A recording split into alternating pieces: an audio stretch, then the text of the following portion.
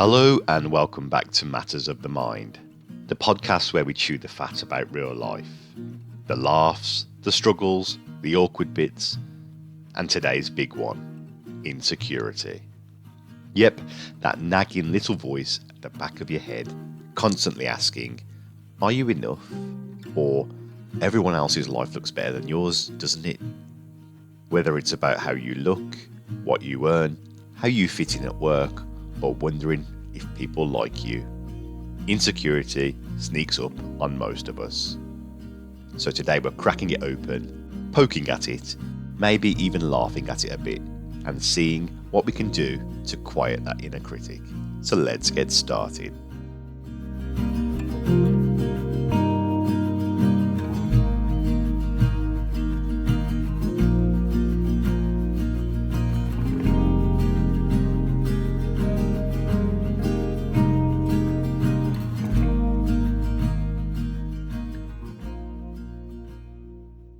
So let's be real. Insecurity isn't just one thing. It comes in flavours.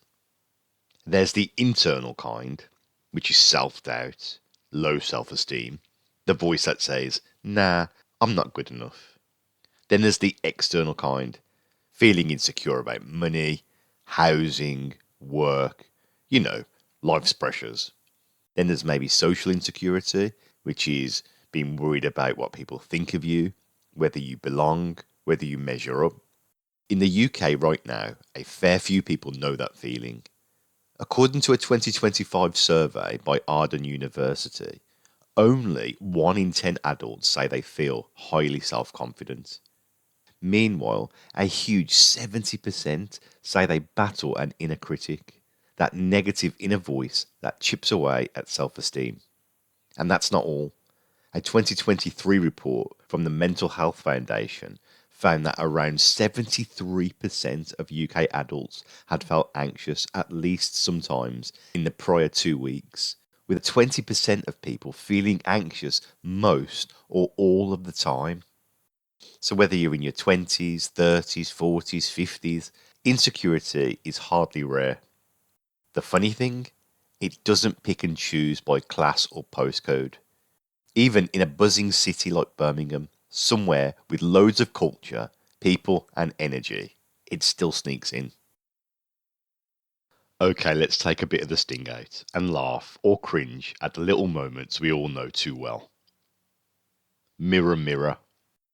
You hop in the shower, towel wrapped tight, then catch a glimpse of yourself in the mirror and immediately start a mental roast.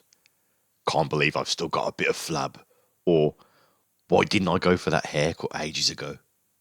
You promise yourself you'll sort it out tomorrow, then tomorrow becomes next week. Everyone's got it together except me. Scrolling social media, or bumping into mates at the pub, and seeing people getting promotions, buying new stuff, going on holidays. Meanwhile, your bank balance is wobbling over rent, bills, maybe student loan repayments. Cue that familiar guilt-tingled envy. Blagging social confidence. You go to a social event, maybe a mate's birthday, a work night out. You plaster on a grin, try to crack jokes, but inside you're second-guessing every word. You flop back to that thought. They'll think I'm boring, weird, dull. But there's a silver lining.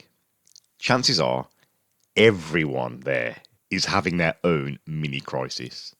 You just don't see it because they're hiding behind glasses of beer, small talk, or dancing like nobody's watching. It's not just you. There are real, broader pressures that make insecurity easier to creep in, especially right now in the UK, such as economic pressure. A recent 2025 study from London School of Economics warned that nearly half of UK adults face financial insecurity in 2022-2023.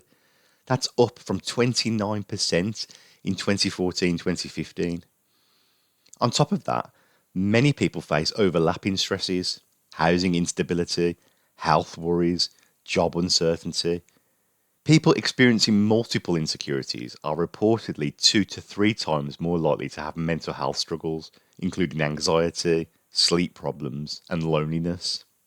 And even psychological struggles are no joke.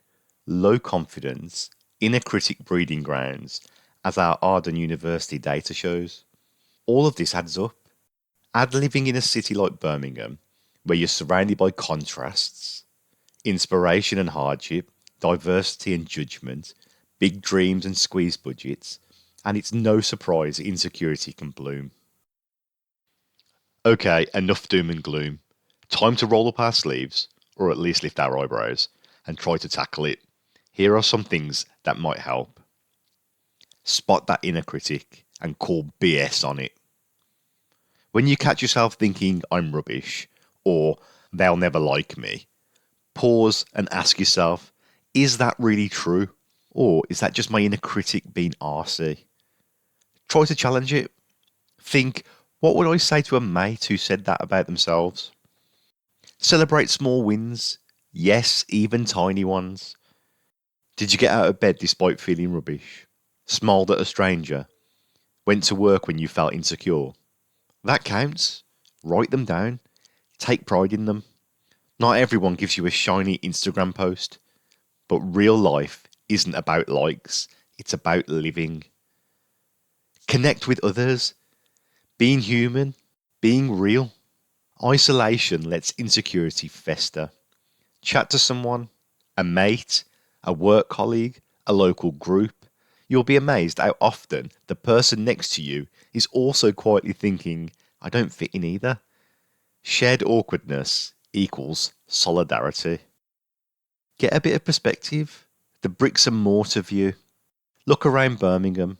The people, the grit, the grime, the laughter, the struggle, the resilience. This city has lived through tougher times. So have people here. You don't have to be sorted to belong. And ask for help if you need it. There's no shame in that. Mental health stigma persists. Over half of UK adults think there's still a great deal or fair amount of shame around mental health problems.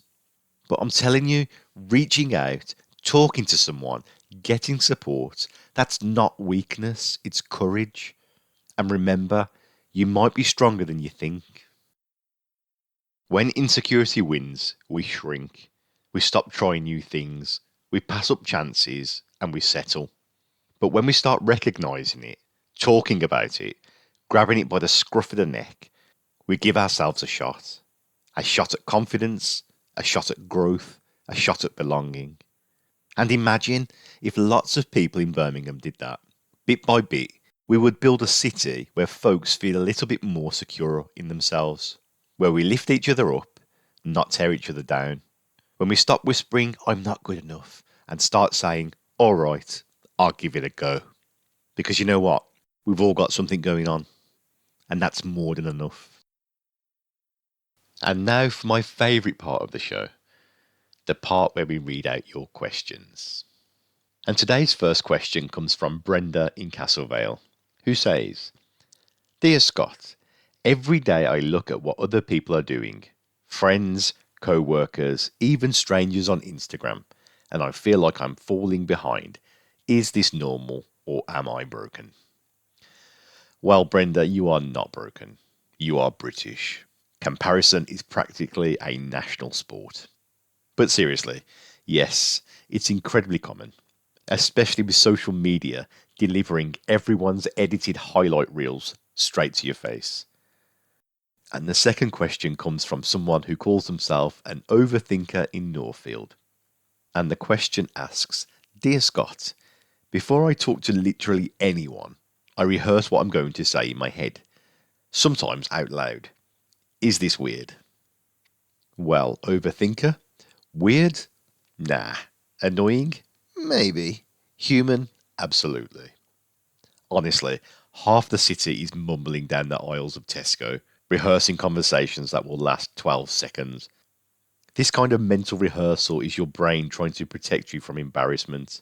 Does it work? Sometimes. Does it cause more stress than it prevents? Most probably. Next question comes from Carol in Selly Oak. And it says, Dear Scott, a lot of my insecurities come from not having enough money. Rent, bills, everything's going up. How do I feel confident when I can't even feel secure? This is a great question. Financial insecurity hits confidence harder than any inspirational quote can fix. And with nearly half of the UK adults experiencing financial insecurity now, according to the LSE research that we touched on earlier, this isn't a personal flaw, it's a systemic one. Our next question comes from Sandy in Perrybar. Sandy asks, Dear Scott, I always assume people secretly don't like me, even when they seem fine. Is there a way I can stop this? Short answer is yes. Long answer, it takes practice. Challenging automatic thoughts, noticing evidence, and asking yourself, what else could this mean? Cognitive behavioural therapy, or CBT, may help you challenge these automatic negative thoughts. So getting in touch with a local service like the Living Well Consortium or Birmingham Healthy Minds might be a good start in doing this. And our final question from Sophie in Sheldon, who says, Dear Scott, every time someone compliments me, I get awkward and try to bat it away. How do I learn to accept praise? Okay, this one's personal. Brummies are notorious for rejecting compliments.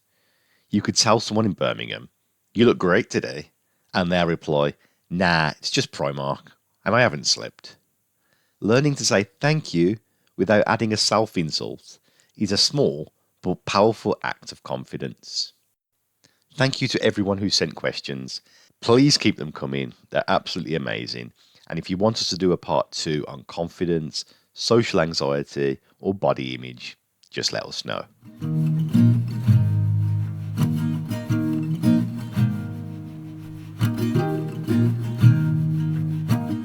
Thank you for joining me today on Matters of the Mind. If you like this episode, or if you've got a story that you'd like to share, embarrassing, awkward, hopeful, or hilarious, then drop us a message. Let's get real, let's get honest, let's get braver together. Until next time, take care of yourselves.